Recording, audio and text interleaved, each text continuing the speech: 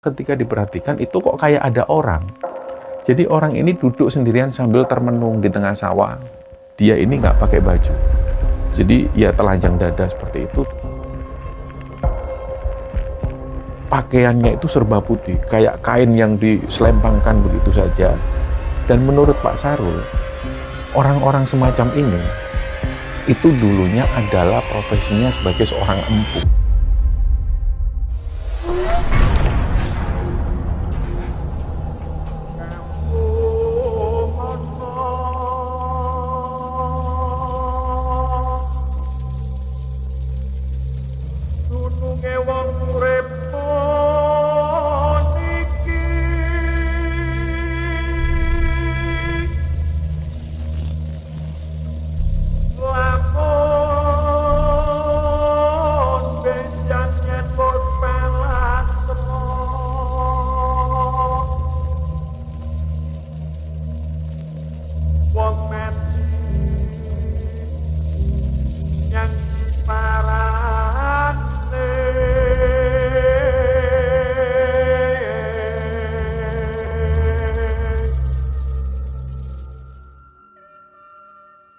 Bismillahirrahmanirrahim. Assalamualaikum warahmatullahi wabarakatuh. Sobat Gemara Sunyi dimanapun teman-teman berada. Pada kesempatan kali ini kami akan membagikan cerita yang dikirim oleh Sobat Gemara yang bernama Sinta yang asalnya dari salah satu daerah di Jawa Timur. Dan untuk teman-teman yang telah mendukung kami sejauh ini, kami mengucapkan terima kasih banyak. Semoga amal kebaikan teman-teman dibalas kebaikan berlipat oleh Allah Subhanahu wa Ta'ala.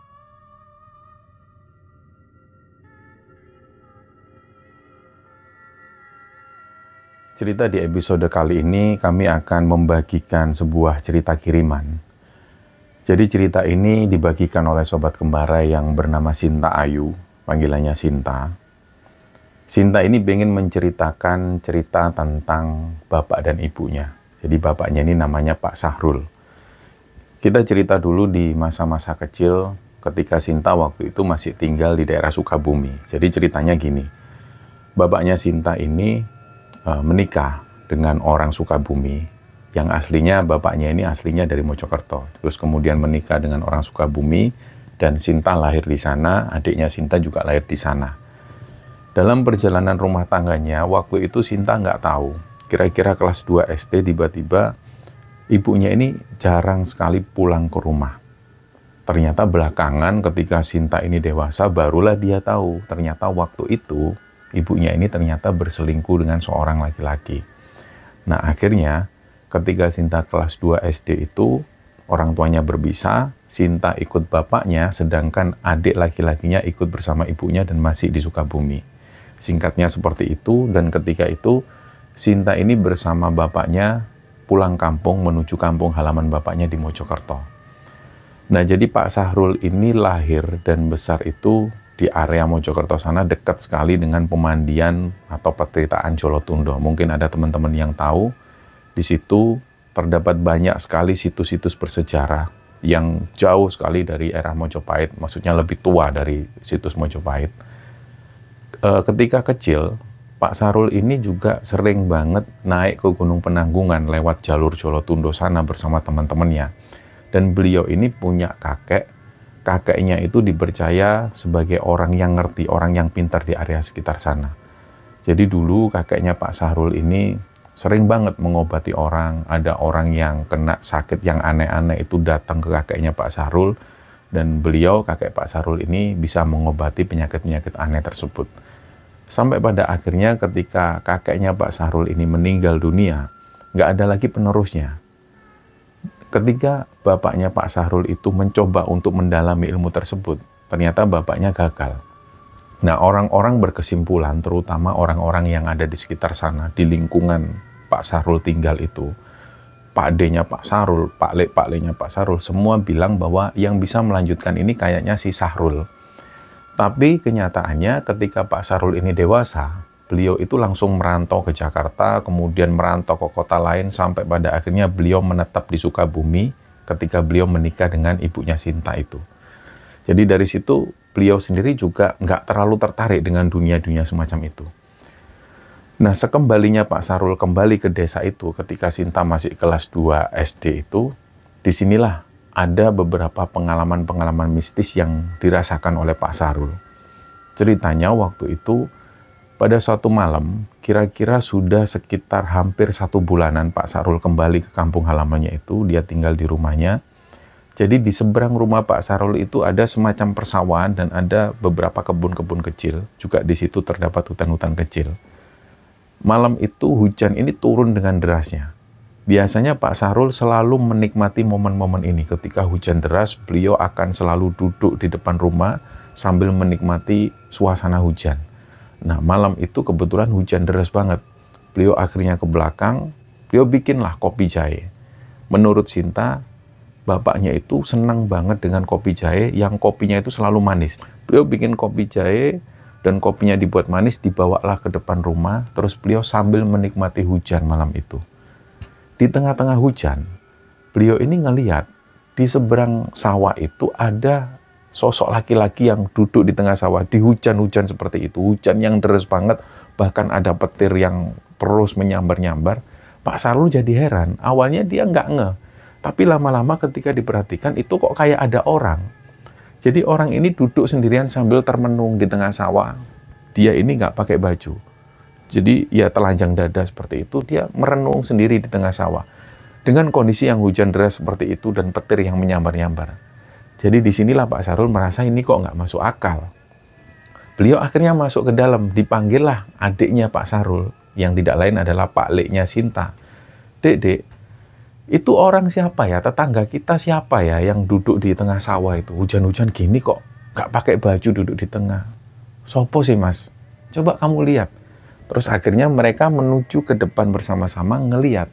Nah disinilah mereka sudah nggak lihat lagi sosok laki-laki tersebut. Pak Sahrul sendiri juga heran. Karena tadinya dia lihat jelas orang ini duduk di tengah sawah.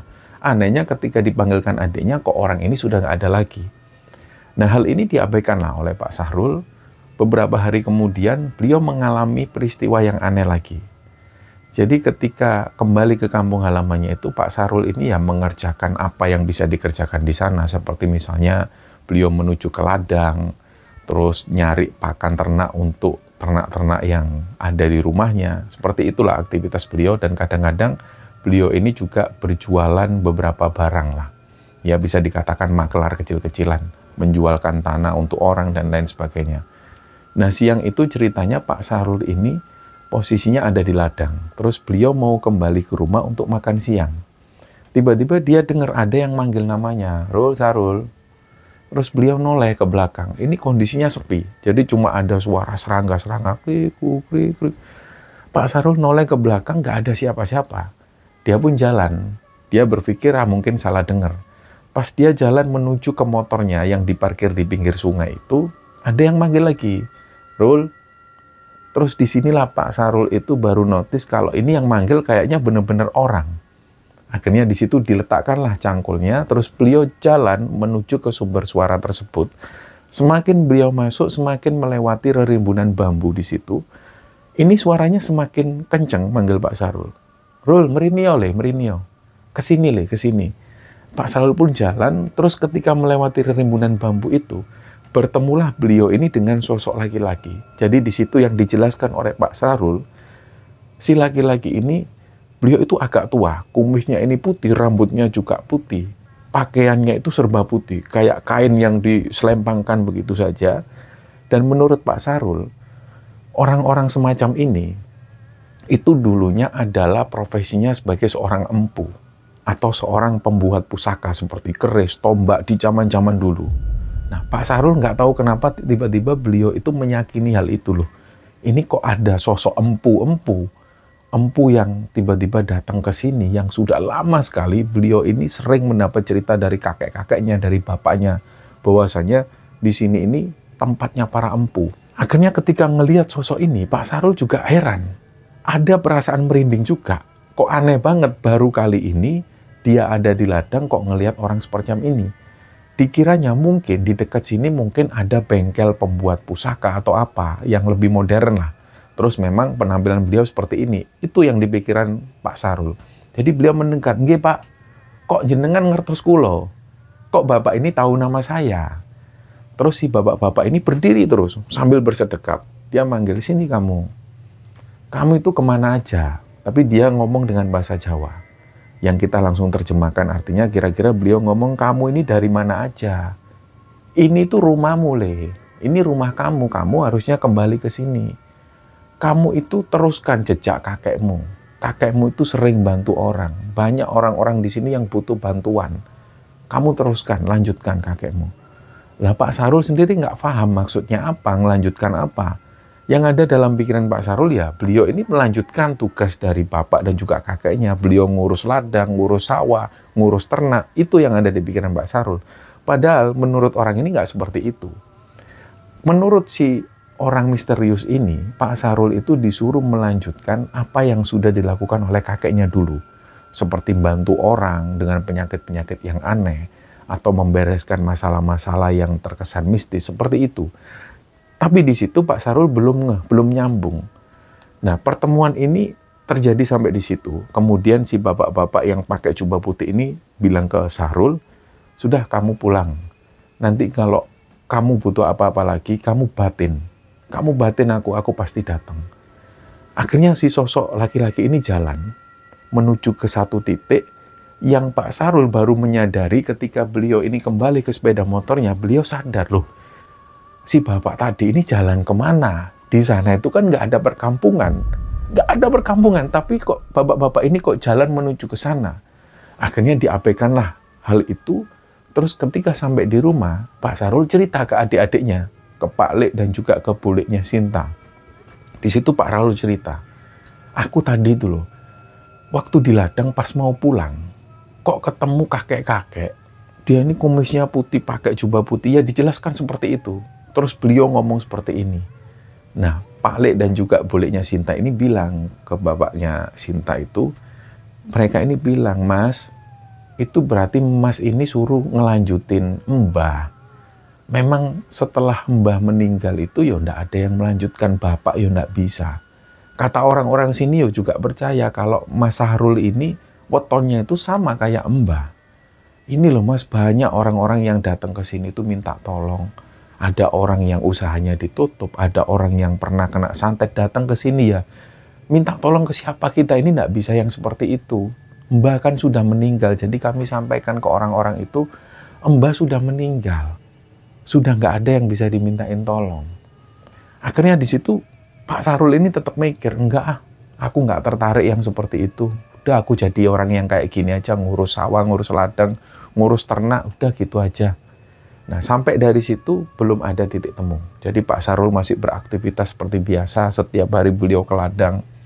Nah, kira-kira pada saat itu Sinta ini duduk di bangku kelas 1 SMA. Itu Pak Sarul ini mulai cerita ke Sinta, Duk, Bapak itu sering banget mengalami mimpi yang aneh.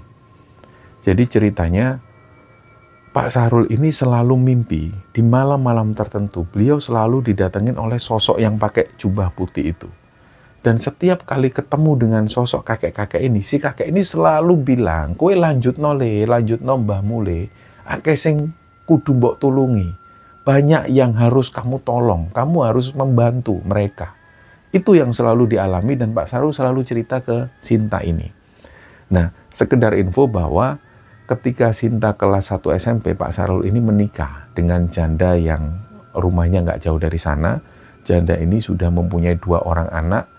Jadi sebelumnya si ibu tirinya Sinta ini adalah seseorang yang ditinggal meninggal oleh suaminya. Dan ketika itu menikahlah beliau dengan Pak Sarul. Dan menurut Sinta, ibu tirinya ini baik banget. Meskipun beliau adalah seorang ibu tiri, tapi Sinta itu kayak menganggap dia ini ibunya sendiri. Apalagi Sinta juga baik sekali dengan adik-adik tirinya itu. Nah, singkatnya seperti itu. Dan ketika Pak Sarul sering ngobrol seperti ini, Sinta itu sempat berbincang dengan para teman-temannya. Ada beberapa temannya Sinta di sekolah itu yang mendalami hal-hal yang semacam ini, mendalami sisi-sisi spiritual, mistis, dan lain sebagainya. Sinta cerita ke temannya itu. Temannya ini perempuan, namanya Desi. Dia ceritakan semua tentang bapaknya. Terus kata si Desi, itu kayaknya bapakmu itu disuruh ngelanjutkan. Itu berarti ada sesuatu yang harus dikerjakan sama bapakmu, karena banyak orang yang butuh pertolongan. Tapi sudah dijelaskan juga dengan Sinta bahwa Bapaknya ini nggak mau. Bapakku itu nggak mau Des kayak gitu Des. Dia maunya jadi orang biasa. Ya nggak apa-apa, kamu bilang bapakmu kalau bapak itu bisa tetap beraktivitas seperti biasa. Tapi kalau ada orang yang minta tolong, bapak bantu. Nah, hal ini pun disampaikan ke bapaknya. Pak, kata temanku itu loh kayak gini. Bener kata bule, kata Pak Le. Itu sebagai pertanda kalau bapak ini disuruh nolongin orang. Nah, setelah Sinta ngomong seperti itu, malam harinya, ada sepasang suami istri ini yang datang. Beliau itu pakai sepeda motor, datang ke rumah Pak Sahrul. Awalnya beliau ini mencari keberadaan kakeknya Pak Sahrul. Orang yang ngerti itu, orang yang pintar itu. Terus kemudian keluarga menyampaikan bahwa loh, Simba sudah meninggal lama sekali. Iya, saya mau minta tolong. Ini anak saya itu kena penyakit yang aneh. Ini saya yakin kalau anak saya itu diguna-guna, kena santet. Karena sudah berobat ke medis, ke rumah sakit manapun, ternyata nggak ketemu. Tapi perutnya itu selalu kayak bereaksi. Akhirnya disinilah Sinta itu ngomong ke bapaknya, ke Pak Sahrul itu, Pak, coba deh Pak, Bapak lihat dulu kondisi anaknya. Siapa tahu dengan izin Allah, Bapak bisa menyembuhkan anaknya. Terus akhirnya bapaknya ini diem, Pak Sahrul itu diem. Nggak lama kemudian Pak Sahrul ngomong ke kedua orang tua ini, Bapak Ibu besok bisa nggak anaknya dibawa ke sini? Oh ya bisa Pak, bisa Pak. Keesokan harinya, sebuah mobil datang membawa anaknya tersebut yang sakit ini. Ketika anaknya ini keluar dari mobil, itu kondisinya luar biasa parah. Jadi badannya ini kurus, tinggal tulang dan juga kulit. Nah, orang tuanya ini menunjukkan foto si anak ini 2 bulan sebelumnya. Di situ, mereka semua ngelihat, termasuk Sinta juga ngelihat. Si anak ini usianya hampir sama dengan Sinta, dia masih sekolah juga. Anaknya ini perempuan. Jadi kondisi tubuhnya itu difoto 2 bulan sebelum itu. Ini kondisi fisiknya ini bagus banget. Maksudnya dengan kondisi yang sehat. Dia agak gemuk juga. Berat badannya sekitar 60 kilo. Tapi pada saat dibawa ke rumah Pak Sahrul itu kondisinya ini sudah kurus kering, tinggal tulang dan kulit. Jadi pipinya itu kempot banget, kayak tengkorak hidup. Akhirnya ketika dibawa, Pak Sahrul itu deg-degan. Ini yang dialami oleh Pak Sahrul. Dia bilang juga ke Sinta, Duk, Bapak kok jadi deg-degan ya, Duk? Apa Bapak bisa? Dari situ Sinta bilang, sudahlah Pak, Bapak ini kan niatnya bantu. Bapak ini sebagai perantaranya Allah. Yang menyembuhkan tetap Allah. Sinta ngomong seperti itu. Ini untuk memotivasi bapaknya. Akhirnya Pak Sahrul pun memeriksa. Beliau ini memang juga bingung.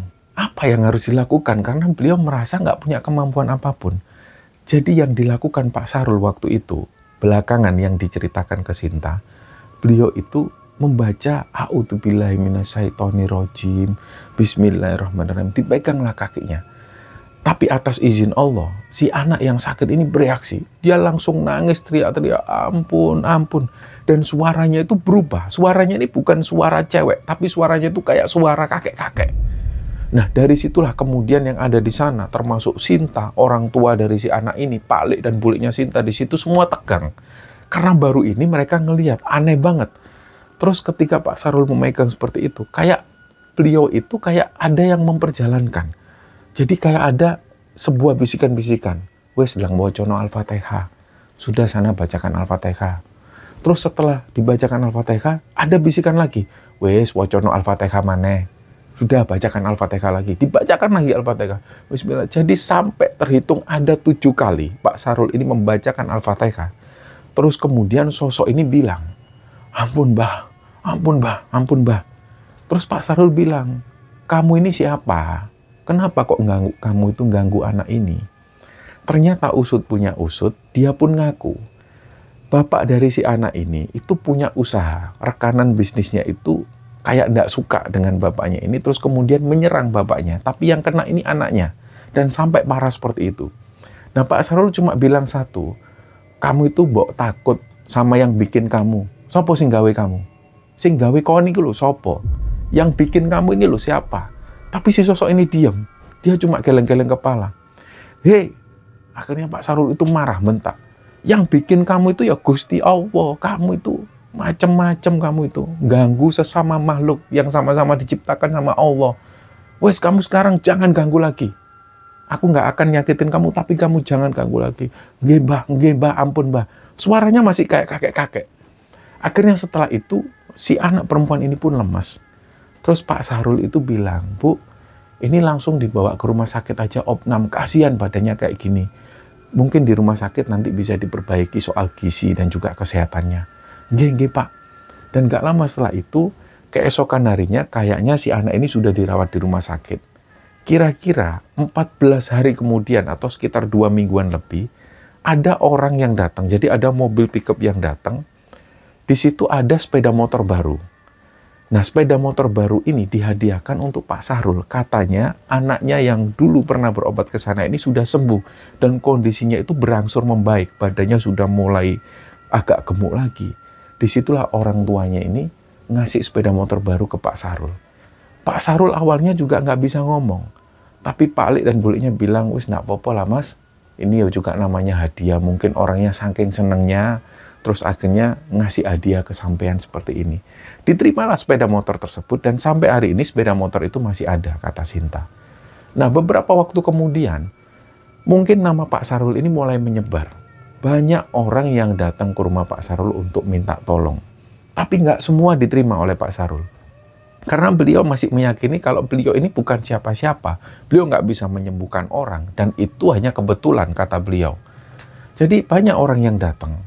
Dan aneh-aneh semua permintaannya. Ada yang minta, "Pak, kulo nyuwun Pak jimat damel warung kulo." Itu nggak akan dituruti oleh Pak Sahrul. Karena beliau ini nggak membantu orang-orang yang semacam itu. Beliau hanya membantu orang-orang dengan kondisi yang sangat darurat sekali. Seperti misalnya orang yang sakit yang aneh, terserang santet atau apa. Ini yang diprioritaskan oleh Pak Sahrul. Selebihnya pasti akan ditolak. Ini pengakuan Sinta sendiri. Dan singkatnya, ketika Sinta waktu itu sudah menikah, Sinta ini tinggal bersama suami dan anaknya di daerah kota Mojokerto. Sedangkan Pak Sahrul dan juga ibu tirinya Sinta masih tinggal di rumah itu. Nah, tiba-tiba ada sebuah kejadian. Ceritanya, hari itu tiba-tiba Sinta ini ditelepon oleh adik tirinya. Si adik tirinya ini laki-laki sudah dewasa, dia telepon ke Sinta, "Mbak, ini bapak sama ibu belum pulang ya Mbak?" "Loh, memangnya bapak sama ibu kemana?" "Naik Mbak ke Gunung Penanggungan lewat Jolotundo." "Loh, kok nggak bilang aku?" "Iya, katanya memang sengaja nggak ngomong ke Mbak Sinta, soalnya nanti Mbak Sinta nggak ngebolehin." Waduh, disitulah Sinta ini mulai deg-degan. "Ya wis dek, nanti aku kesana sama Mas." Akhirnya Sinta pun ngomong ke suaminya. Suaminya ini memang dulu adalah seorang pendaki, tapi sudah lama sekali dia nggak mendaki, dan dia memang pernah mendaki ke Gunung Penanggungan 2 kali. Tapi untuk lewat jalur Jolotundo, suami Sinta ini belum pernah. Karena suami Sinta ini asalnya dari daerah Jawa Barat. Di situ Sinta cerita ke suaminya, "Mas, ini loh, bapak katanya belum pulang," kata adik. "Loh, kemana?" "Katanya naik sama ibu ke Gunung Penanggungan." Nah, di situ akhirnya suami Sinta bilang, "Ya wis, ayo ke sana sekarang aja. Kita cari aja." Nah, memang sebelum-sebelumnya Pak Sahrul dan ibu tirinya Sinta ini sering mendaki gunung, ke Gunung Penanggungan. Kadang kalau nganggur, nggak ada kesibukan, beliau ini seneng. Kadang hiking, terus sorenya itu pulang. Tapi hari itu sampai Isya, beliau belum pulang kembali ke rumah. Akhirnya di situ keluarga sudah mulai gelisah. Dan memang sudah diajarkan oleh Sinta, bapak kalau mau apa-apa, naik gunung misalnya kepepet, langsung Sherlock Pak. Koordinatnya di mana, titiknya di mana, ini sudah diajarkan. Nah, pada saat itu, beliau ini sudah sempat mengirimkan titik koordinat terakhirnya, di mana beliau terakhir berhenti. Tapi setelah itu sinyal sudah nggak ada lagi. Nah, suami Sinta ini ngomong ke Sinta, "Sudah, nggak usah ngomong ke siapa-siapa dulu, kita cari dulu. Satu keluarga kita cari, nanti sama adik kita cari, naik ke atas dulu. Karena koordinatnya kan sudah jelas." Dan kata suami Sinta, ini koordinatnya ada di dekat candi-candi. Di situ, di jalur menuju ke Penanggungan, lewat jalur Jolotundo, itu memang banyak situs candi-candi, situs bersejarah semua. Dan menurut suami Sinta, terakhir kali Pak Sahrul itu mengirimkan koordinat, beliau berhenti di area sana, dekatlah dengan salah satu candi di situ. Akhirnya begitu tiba di Jolotundo, suaminya Sinta dan juga adik tirinya Sinta ini naik ke atas. Nggak lama kemudian, sekitar 2 jam kemudian, 2 orang Pak Liknya Sinta ikut naik ke atas mencari keberadaan Pak Sahrul. Jadi yang diceritakan oleh Sinta pada saat dia naik menuju ke Gunung Penanggungan, mereka ini langsung menuju ke titik lokasi, di mana terakhir Pak Sahrul itu mengirimkan koordinat. Begitu sampai di lokasi, suami Sinta ini yakin, ini di area sekitar sini. Coba kamu cari ke sana. Pasti di area sini. Akhirnya setelah dicari di belakang candi, termasuk di rerimbunan pohon, nggak ditemukan juga Pak Sarul. Mulailah mereka teriak-teriak, Bapak di mana Pak? Bapak di mana? Itu mereka mencari di area segitu sekitar hampir 1 jaman. Tapi tetap belum menemukan jawaban. Nah, mereka masih berpatokan dengan koordinat terakhir dari Pak Sarul itu. Terus akhirnya adiknya Sinta ini bilang, Mbak, gimana kalau kita naik lagi, Mbak? Di atas itu masih ada 1 candi lagi. Ya wis, ayo. Akhirnya bersama dengan suaminya dan juga adik tirinya itu, mereka naik lagi ke candi selanjutnya. Di candi selanjutnya pun juga sama. Mereka di situ belum menemukan Pak Sarul dan juga ibu tirinya. Akhirnya mereka turun lagi ke candi yang sebelumnya. Di situ mereka berhenti cukup lama. Dan suaminya Sinta ini ngomong ke Sinta, kok kayaknya aku yakin yang Bapak masih di sini. Tapi nggak tahu kemana. Aku yakin pasti di sini. Nggak mungkin kemana-mana karena aku tahu betul Bapak itu seperti apa. Kalau Bapak ini sudah benar-benar kepepet, beliau nggak akan pergi kemana-mana. Jadi aku yakin Bapak masih di area sekitar sini. Nah, Sinta sendiri juga bingung. Kalau memang Bapaknya masih ada di situ, harusnya kan beliau ini mendengar ketika dipanggil tadi. Tapi kok nggak kedengaran. Sampai mereka di situ sekitar hampir 1 jam lebih, tapi kok Bapaknya ini nggak juga nyaut, nggak juga jawab. Nah, mereka pun diam sampai nggak lama kemudian kedua orang Pak Linya Sinta ini datang. Beliau datang ke sana terus tanya, gimana, Nduk? Belum ada, Lek. Lah terus gimana? Terakhir ngirim lokasinya di mana? Ya di area sekitar sini. Ya sudah dicari belum? Sudah, Lek. Sudah dipanggil-panggil, sudah, Lek. Nah, Pak Linya Sinta ini bilang, ya wes gini aja. Ayo kita di sini, ayo kita berdoa.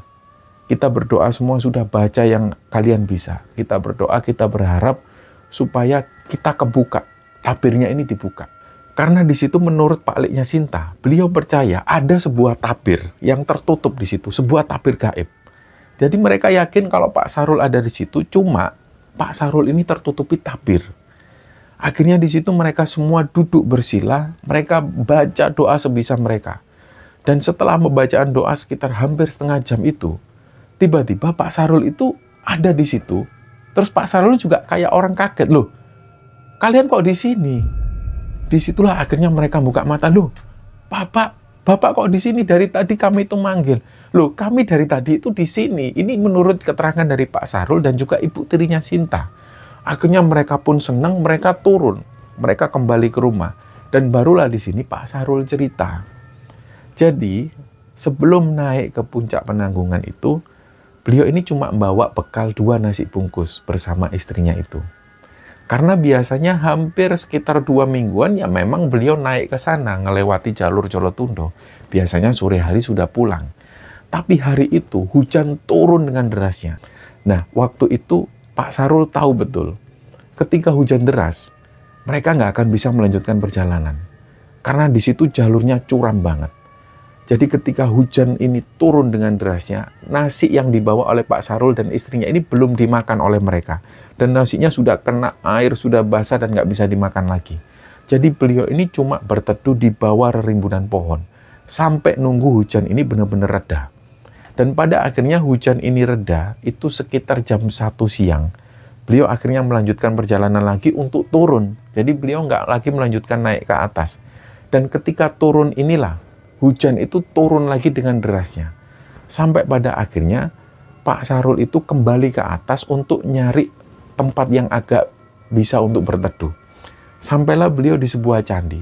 Dan di situ baterai Pak Sarul ini sudah benar-benar menipis. Dan di situ nggak tahu kenapa Pak Sarul ini tiba-tiba pengen ngirim lokasi ke salah satu anaknya. Yaitu anak tirinya ini. Dia ngirimlah lokasi ke sana, ke adik tirinya Sinta itu. Dan Pak Sarul akhirnya memutuskan untuk meletakkan HP-nya itu. Ternyata benar, setelah itu HP Pak Sarul sudah nggak bisa dipakai lagi. Untungnya, beliau sudah ngirim titik lokasi koordinat terakhir, yaitu di area sekitar candi sana. Dan tiba-tiba, ketika Pak Sarul itu berteduh di sana, ini suasananya itu tiba-tiba jadi gelap. Jadi gelap dan tiba-tiba kayak suasananya ini malam hari. Di situ Pak Sarul sudah ngelihat di depannya ini sudah bukan candi lagi. Tapi di situ Pak Sarul ngelihat ada beberapa pemukiman penduduk. Dan ada salah satu penduduk yang menghampiri Pak Sarul dan istrinya. Pak kok di sini, ayo masuk ke rumah saya aja. Loh Pak Sarul ini heran, loh ini di mana? Loh ayo masuk ke rumah saya aja. Pak Sarul masih nggak mau, loh enggak ini di mana? Saya kok tiba-tiba ada di perkampungan. Loh sudah nggak apa-apa. Kami menerima Bapak dan Ibu dengan baik, ayo mampir ke rumah saya. Di situ Pak Sarul tetap nggak mau. Tapi istrinya ini diam terus, istrinya nggak bisa ngomong. Karena istrinya juga heran kok tiba-tiba ada di perkampungan. Di situ masih tetap Pak Sarul nggak mau menerima tawaran dari si orang yang misterius ini. Karena Pak Sarul juga dalam batinnya juga merasa ini aneh. Wong tadi dia ini naik gunung, ada di sebuah salah satu candi, kok tiba-tiba suasananya jadi gelap, jadi malam, terus tiba-tiba ada perkampungan. Jadi Pak Sarul menolak. Sampai pada akhirnya kira-kira nggak sampai 10 menit lah Pak Sarul ada di perkampungan tersebut. Tiba-tiba disitulah kemudian Pak Sarul berada lagi di candi itu. Dan ngelihat sudah ada Sinta, sudah ada suami Sinta, dan sudah ada adik-adiknya. Akhirnya di situ Pak Sarul menceritakan hal ini. Dan setelah beliau menceritakan hal ini, beliau itu sempat nggak mau lagi naik ke Gunung Penanggungan lewat jalur Colotundo. Itu terjadi cukup lama. Sampai sekitar 2 tahunan lebih Pak Sarul nggak berani lagi naik ke Gunung Penanggungan. Nah tiba-tiba dalam mimpinya beliau itu didatengin oleh sosok pakai jubah putih tadi. Sosok kakek-kakek ini. Beliau datang. Ger, kamu harus tetap melanjutkan apa yang sudah dilakukan oleh kakekmu. Tetap bantu orang. Meskipun aku tahu kamu nggak suka melakukan ini, tapi kamu harus wajib melakukan itu. Pak Sarul pun memikirkan hal tersebut. Dia sempat ngobrol dengan istrinya. Kira-kira gimana ya kalau aku ini benar-benar bantu orang? Ya nggak apa-apa Pak. Kalau memang kamu niatmu bantu orang untuk membantu, nggak untuk cari uang, nggak apa-apa, aku setuju. Cari uang cukuplah, kamu meladang, ngurus ternak itu untuk pencarian penghasilan kita. Tapi jangan dijadikan membantu orang, mengobati orang untuk cari penghasilan, jangan. Nah, dari situlah kemudian Pak Sarul melanjutkan hal ini. Terus di tahun 2025, di bulan Februari kemarin, Pak Sarul itu tiba-tiba sakit. Beliau ini badannya panas tinggi. Sampai kemudian Sinta ditelepon oleh adik tirinya, Mbak, Bapak ini panasnya tinggi banget, ini sudah dibawa ke klinik. Tapi kata klinik harus dibawa ke rumah sakit. Terus Sinta dan suami akhirnya langsung menuju ke rumah sakit, menjenguk bapaknya itu. Ternyata kondisi Pak Sarul ini semakin parah. Sampai pada akhirnya beliau meninggal di rumah sakit tersebut. Dan banyak sekali kenangan-kenangan yang diingat oleh Sinta tentang bapaknya itu. Dan dari sinilah kemudian Sinta dan suami memutuskan untuk menceritakan ceritanya ini di Kembara Sunyi. Dan semoga kisah ini bisa kita ambil hikmah dan bisa kita ambil pelajaran di dalamnya. Mohon maaf kalau ada salah-salah kata. Wassalamualaikum warahmatullahi wabarakatuh.